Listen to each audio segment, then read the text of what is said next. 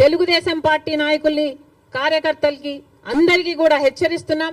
రాజశేఖర్ రెడ్డి గారి విగ్రహాల జోలికి వెళ్ళకండి. వైసీపీకి వైఎస్ఆర్ కి సంబంధం లేదు. యువజన శ్రామిక రైతు పార్టీ జగన్మోహన్ రెడ్డి గారి పార్టీ. రాజశేఖర్ రెడ్డి గారు is a Congress man. Rajasekhar Reddy గారి విగ్రహాల జోలికి మళ్లీ వెళ్లారు అంటే నేనే వెళ్లి ఆ విగ్రహాల దగ్గర ధర్నా చేస్తా. ఏ ఊర్లో మీరు బద్దలు కొడతారో ఆ ఊరికి వచ్చి ఊరికి వచ్చి నేను ధర్నాలు చేసి మిమ్మల్ని బద్నాం చేస్తాం. అంతేకాదు మీరు గుర్తుపెట్టుకోవాల్సిన విషయం ఏమిటంటే ఇదే హత్య రాజకీయాలు, ఇదే కక్ష రాజకీయాలు, ఇదే గుండా రాజకీయాల వల్ల ప్రజలు విసుకెత్తి వైసీపీ పార్టీకి గోయి తీసి పాతి పెట్టడం జరిగింది. మళ్ళీ అదే తెలుగుదేశం పార్టీకి జరగకుండా చూసుకోండి. Thank you very much.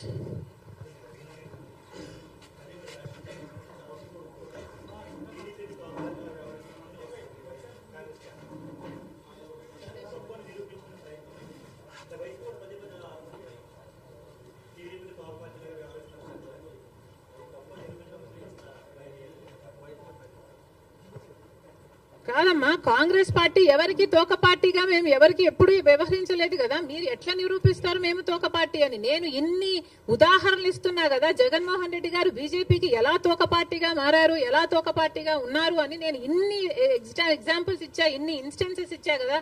Manipur అయితేనేమి, స్పీకర్ అయితేనేమి, మీరు బీజేపీ పార్టీ వాళ్ళకి అధికారం ఇవ్వడం అయితేనేమి, మీరు అధికారంలో ఉన్నప్పుడు వాళ్ళు బిజినెస్ లీడర్ అయితేనేమి, ఇవన్నీ మేము చెప్తున్నాం. మీరు నిరూపించండి.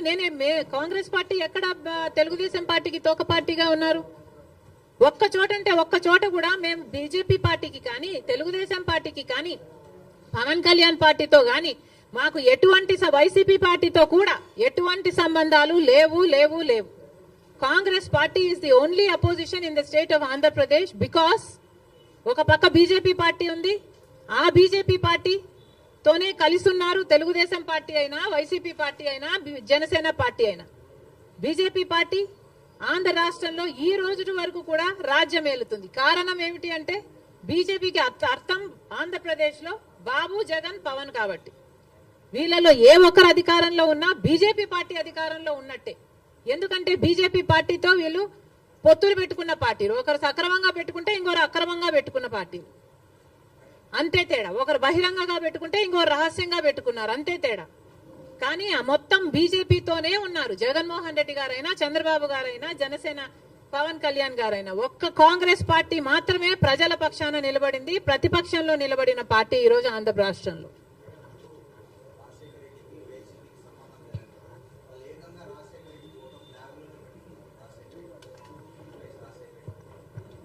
రాజశేఖర్ రెడ్డి గారి ఫోటోను ఇక్కడ అక్కడ పెట్టుకుంటే సరిపోతాయా?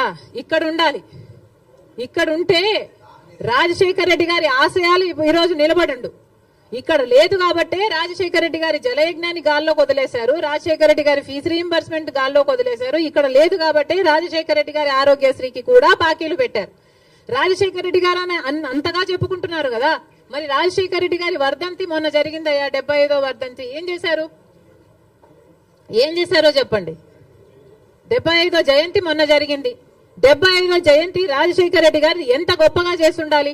మరి ఏం చేశాడు జగన్మోహన్ రెడ్డి గారు 75వ జయంతి కోసం? ఇడుపులపాయకి వెళ్లారు. అక్కడ 5 నిమిషాలంటే 5 నిమిషాలు కనీసం కూర్చోలేదు, నిలబడ్డారు. రాజశేఖర్ రెడ్డి గారికి తూతూ మంత్రం లాగా అక్కడ ఏదో నివాళులు అర్పించామని చెప్పుకున్నారు. అంతేనా? సొంత తండ్రి కదా 75వ జయంతి చేయాల్సింది. అంతేనా? ఎందుకు సిద్ధం సభలని పెద్ద పెద్ద సభలు పెట్టారే మీరు?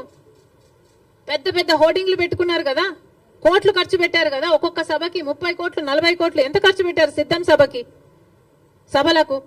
మరి రాజశేఖర్ రెడ్డి గారి కోసం ఒక సభ ఎందుకు పెట్టలేదు మీరు? 75వ జయంతి కోసం కనీసం ఒక సభ పెట్టడం కాదు కదా, కనీసం వైసీపీ నాయకులు కార్యకర్తలైనా కలిసి నివాళులు అర్పించారా? ఏం చేశారు మీరు? ఇలాగైనా రాజశేఖర రెడ్డి గారి జయంతి జరుపుకోవాల్సింది. 75వ జయంతి కదా, స్పెషల్ కాదా? మీకేం అనిపించలేదా?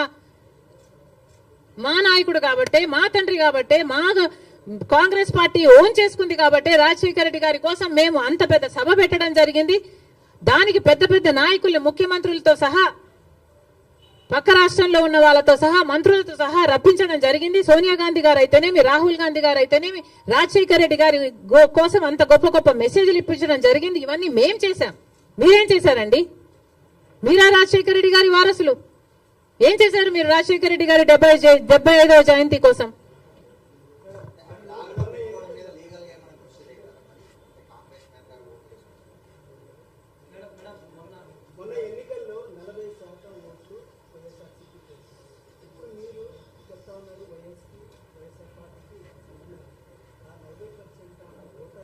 తప్పకుండా చేస్తాం, ఎందుకు చేయకూడదు? ఏ 39% వైసీపీకి ఓట్లేసిన వాళ్ళు ఉన్నారో వాళ్ళందరూ చంద్రబాబు గారు ముఖ్యమంత్రి కాకూడదు అని ఓట్లేసిన వాళ్ళు. అంటే గత ఎన్నికలు మొత్తము చంద్రబాబు ముఖ్యమంత్రిగా కావాలా లేకపోతే చంద్రబాబు గారు ముఖ్యమంత్రిగా వద్దా అన్న లైన్ మీద జరిగింది. ముఖ్యమంత్రిగా చంద్రబాబు గారు వద్దు అనుకున్న వాళ్ళు మొత్తం వైసీపీకి వేశారు. ఎందుకంటే కాంగ్రెస్కి ఆ ఛాన్స్ లేకపోయింది కాబట్టి, కాంగ్రెస్ వాజ్ టూ వీక్ కాబట్టి ముఖ్యమంత్రి స్థాయిలో చంద్రబాబు వద్దు అన్న వాళ్ళు జగన్మోహన్ రెడ్డి గారికి వేశారు తప్పితే జగన్మోహన్ రెడ్డి గారు ఫ్యాన్స్ ఏం కాదు. వాళ్ళంతా కాంగ్రెస్ పార్టీ నుంచి అక్కడికి పోయిన వాళ్ళే, వాళ్ళంతా మా వాళ్ళండి. మా వాళ్ళని మళ్ళీ మేము ఓన్ చేసుకోవడంలో తప్పేముంది? ముమ్మాటికి ట్రై చేస్తాం. That 39% is actually belongs to the Congress. మా ఓటు బ్యాంక్ అది. చూపిస్తాం అది కూడా 2029 కల్లా. రేవంత్ అన్నకి మనస్ఫూర్తిగా కృతజ్ఞతలు. పెద్ద మనసు ఉంది కాబట్టే అంత పెద్ద మాట చెప్పగలిగారు. We are all honoured. నేనే కాదు, ఆంధ్ర రాష్ట్ర కాంగ్రెస్ పార్టీ అంతా కూడా రుణపడి ఉంది. జరిగినప్పుడు చూద్దాం. రాష్ట్రం ఎలా నడపాలో సీఎం తెలియదు అని చెప్తున్నారు అంటే నేను నమ్మను. ఆయనకు ఎక్స్పీరియన్స్ ఉంది అనుకునే జనాలు 4వ సారి ముఖ్యమంత్రినిగా చేశారు. అలాంటి స్టేట్మెంట్ ఇచ్చుంటాడు అని నేను అనుకోను. ఒకవేళ ఇచ్చుంటే that's very very irresponsible. He has to figure out a way how to take this forward. చాలా అన్యాయం. చంద్రబాబు గారు 5 సంవత్సరాలు ముఖ్యమంత్రిగా ఉండి 2 లక్షల కోట్ల అప్పు చేస్తే జగన్మోహన్ రెడ్డి గారు 5 సంవత్సరాలుగా ఉండి 8 లక్షల కోట్ల అప్పు చేశారు. ఇక్కడ నుంచి ఎలా ముందుకు వెళ్ళాలి అనేది చంద్రబాబు గారు ఫిగర్ అవుట్ చేసుకోవాలి. అందుకు టైం పట్టొచ్చు. అందుకనే మేము ఇప్పటి నుంచి వీఆర్ నాట్ స్పెషల్ స్టేటస్ మీద, పోలవరం మీద, రాజధాని మీద మేము ఇప్పటి నుంచి ధర్నాలు కొట్లాట్లు చేయటం లేదు. ఎందుకంటే మాకు కూడా తెలుసు హీ నీడ్ సమ్ టైం. కానీ ఉచిత ప్రయాణం ఆడవాళ్ళ కోసం అన్నది అది వెంటనే చేయొచ్చు కదా అన్నదే నా పాయింట్. మహిళలకు మొన్న అమలాపురంలో ఒక ఆడబిడ్డ మీద అత్యాచారం జరిగింది, నంద్యాలలో జరిగింది. ఇలాంటివన్నీ ఆపడానికే, మహిళలకు కొంచెం సెక్యూరిటీ కలిగించడానికే సచ్ అన్ ఈజీ స్కీమ్ కదా. తెలంగాణలో 2 రోజుల్లో అమలు చేశారు. ఇక్కడ